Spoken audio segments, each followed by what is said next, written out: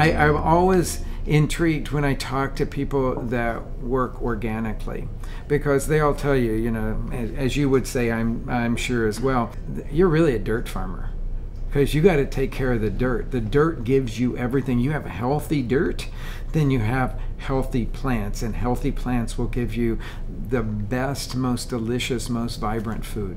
Yeah, yeah. We do composting to produce all of our food, because there's no soil healthy enough in the city, so we produce only in compost. In trying to expand our compost, I'm aware of over 600 tons a day of edible food being disposed of in this food hub, because it breaks doesn't, my heart. It breaks my heart to hear those it doesn't have the statistics. 5 to 7 days of freshness to go through the normal chain.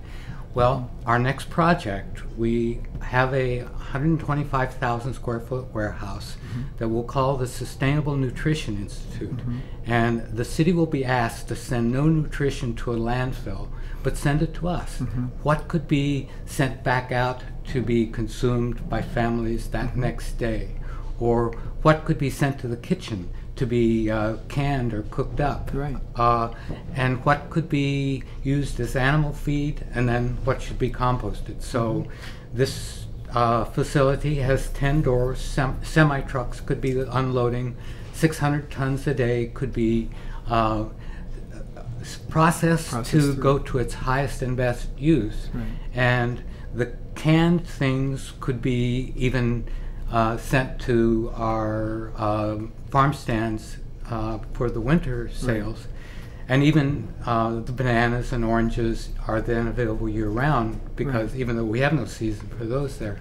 So that's our next project. And I think that is the most remarkable thing. Now, what we have to do, because so few people are cooking every night in their homes these days, or even if they're eating in their homes, they're not necessarily cooking a meal. They may be warming something up that they got from takeout, or they're using something frozen, but they're not cooking with fresh stuff. So what we have to do is we have to take that step into the culinary schools, because a lot of people are eating out, and we have to make this part of the curriculum, that the chefs come out of culinary school knowing how to work with less than perfect fruits and vegetables, because if we can train them to use their eyes on it too, then all this stuff is not going to be going to a landfill, and we're actually going to be able to use edible, decent, healthy food that may have a blemish or may be expired, as they call it, which most of the time doesn't mean anything at all to speak of.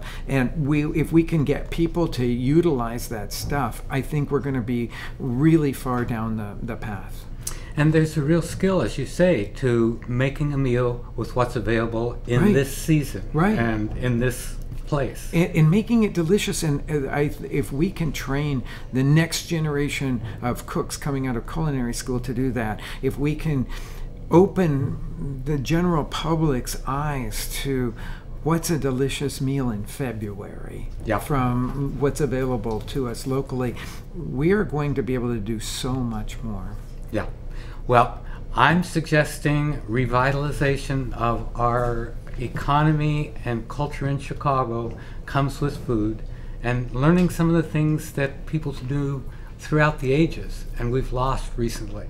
That is, eating well together with local food, and not just eating well, planting well, tending well, harvesting together, preparing together, eating together, and cleaning up together. Absolutely. You are so inspirational. I can't tell you how enthusiastic I am about our conversation today.